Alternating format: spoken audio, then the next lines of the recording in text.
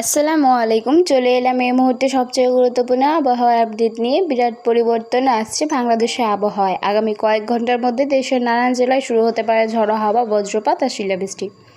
আবহাওয়া অধিদপ্তরের সতর্কবার্তা, ঘন্টায় 80 থেকে 100 কিলোমিটার বেগে দমকা হাওয়া বইতে পারে, সঙ্গে থাকবে বজ্রবিদ্যুৎ সহ কালবৈশাখী ঝড় আর কোথাও কোথাও শিলাবৃষ্টির সম্ভাবনা। এই ঝড়ের প্রভাব পড়তে পারে উত্তর, দক্ষিণ, পূর্ব মধ্যাঞ্চলের বহু জেলায়। বিশেষ সতর্কতা জারি হয়েছে রংপুর, ময়মনসিংহ, বরিশাল, চট্টগ্রাম ও সিলেট বিভাগে। আজ এবং আগামী 7 দিনে কোন জেলায় বৃষ্টি হতে পারে, কোথায় হবে বজ্রঝড় আর কোথায় রোদের দেখা মিলবে, পুরো বিস্তারিত থাকছে এই ভিডিওতে, শেষ পর্যন্ত দেখুন। নির্ভরযোগ্য আবহাওয়ার খবর পেতে এখনই চ্যানেল সাবস্ক্রাইব করুন আর বেল আইকন চাপ দিন, যাতে একটি আপডেট মিস না হয়। আপনি কোন জেলা থেকে দেখছেন কমেন্টে জানিয়ে দিন, আমরা আপনার জেলার জন্য এক্সক্লুসিভ আপডেট দেব।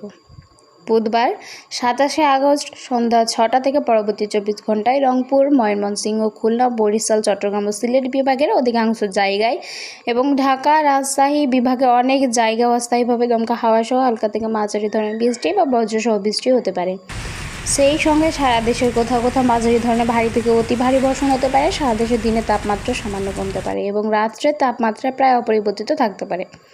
বৃহস্পতিবার 28শে আগস্ট সন্ধ্যা 6টা থেকে পরবর্তী 24 ঘন্টায় রংপুর, রাজশাহী, খুলনা, বরিশাল ও চট্টগ্রাম বিভাগের অধিকাংশ জায়গায় এবং ঢাকা, ময়মনসিংহ ও সিলেট বিভাগের অনেক জায়গায় অস্থায়ীভাবে দমকা হাওয়া সহ হালকা থেকে মাঝারি ধরনের বৃষ্টি বা বজ্রসহ বৃষ্টি হতে পারে।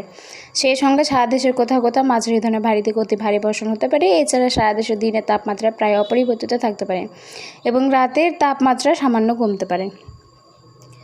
শুক্রবার 29শে আগস্ট সন্ধ্যা 6টা থেকে পরবর্তী 24 ঘন্টায় রংপুর, রাজশাহী, ঢাকা, ময়মনসিংহ, খুলনা, বরিশাল, চট্টগ্রাম ও সিলেট বিভাগের অধিকাংশ জায়গায় অস্থায়ীভাবে দমকা হাওয়া সহ হালকা থেকে মাঝারি ধরনের বৃষ্টি বা বজ্রসহ বৃষ্টি হতে পারে। সেই সঙ্গে সারা দেশের কোথাও কোথাও মাঝারি ধরনের ভারী থেকে অতি ভারী বর্ষণ হতে পারে এবং সারা দেশে দিন ও রাত্রে তাপমাত্রা প্রায় অপরিবর্তিত থাকতে পারে। এছাড়া আগামী 5 দিনের শেষের দিকে বৃষ্টিপাতের প্রবণতা কমতে পারে বলে জানিয়েছে সংস্থাটি।